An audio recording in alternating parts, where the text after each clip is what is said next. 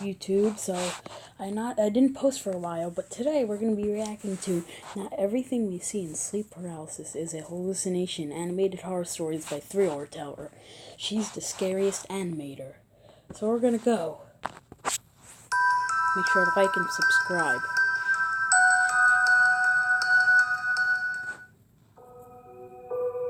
That's scary music. My name is Amber, and ever since my childhood, I've experienced sleep paralysis a lot more than the average person. And let's just say, it's one of the most unpleasant things you can experience. Since childhood, I've always had vivid hallucinations when I was experiencing sleep paralysis, and they've always scared me, even to this day. This story is one of the most terrifying things that have and ever will happen to me in my lifetime. It all started in late January. I had just moved into this new house in a small village on the island of Hawaii. My house was near a deep pond, and I got it for a good deal because it was supposedly haunted, and no one else wanted to purchase it. But I've never really believed in the paranormal or anything like that, so I just saw the good deal on a decent-sized house and took it. A few weeks after buying the house, a big snowstorm hit one night, causing the power to go out and snowing me in. That's bad. I couldn't see a thing, so I decided that I would head to bed early and get an early start in unloading boxes the next day. I hopped into bed, pulled my blankets over me, and fell asleep in the pitch-black room. I woke up to the noise of tapping at my window.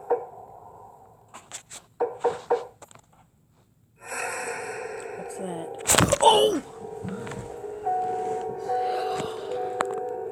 I saw that guy. I tried to get up, but realized I couldn't move at all. Sleep paralysis took over my whole body. The strange boy kept staring at me. His eyes were pitch black, as if he had no pupils. He had a wide, inhuman, devilish grin, and his teeth were huge. I was terrified and wanted to scream, but I couldn't and was forced to watch him. I kept telling my mind that it was just a hallucination, but it was a lot more vivid than any other hallucination that I had ever had. Then in a split second, he was gone. I calmed myself, thinking it's all going to be over soon now. My fears started to rise when I heard the noise of clanging in the kitchen. Did he break into my house? I was getting paranoid. I couldn't move. I strained my eyes to try to see the bedroom door through the darkness, and I could see something. A figure standing on the other side of my bedroom door. He slowly opened the door. It's the boy. It was the boy. I know. I could hear every footstep he made. He continued to creep towards my bed, and I could see his devilish grin from the corner of my eye. He just stood there for minutes, and it was lasting longer than any sleep paralysis I had ever experienced. I felt that I was about to die. Your eyes are scary. I was just praying it would be over soon. My prayers were answered, and I was finally able to move again. Yes. The boy was gone. The next morning, when I woke up, I felt something strange as I walked on the carpet. The carpet was soaking wet. At that point, it hit me. Was it really a hallucination? Or did someone actually come into my room last night? I shared the incident with some of the neighbors, and it turns out there was a spooky story about the pond near my new house. Back in 1947, a group of kids were playing on the banks of the pond. One boy accidentally tripped over a log and fell into the water.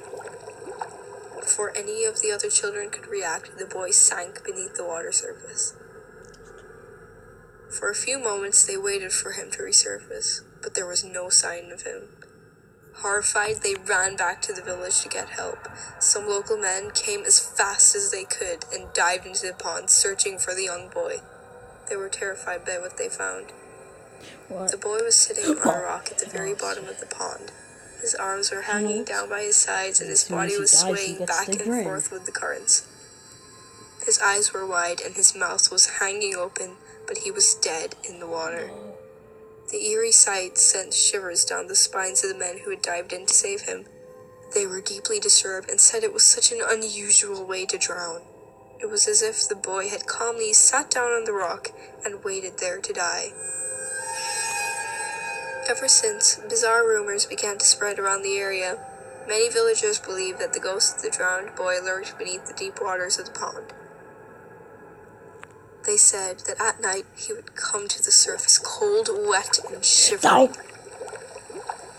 His icy hands clutching at unsuspecting victims and trying to pull them into his watery grave. According to the rumors, he was trapped in this world by accident, and the only way he could escape was to find someone else to take his place at the bottom of the pond. As I mentioned before, I don't really believe in the paranormal, but that creeped the hell out of me. After that, I put my house up for sale as I am no longer able to sleep peacefully in this house. A strange, eerie feeling always keeps me restless. But unfortunately, so far, no one has come to view the house or made any offers, as it was famous for being haunted. My current situation does not allow me to rent a house, so I am stuck here. I just hope I am able to get out of this place.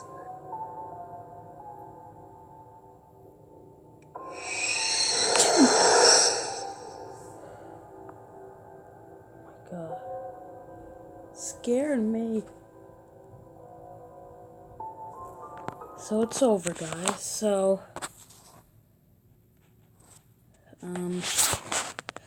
make sure to like and subscribe. Peace, guys. Well, peace.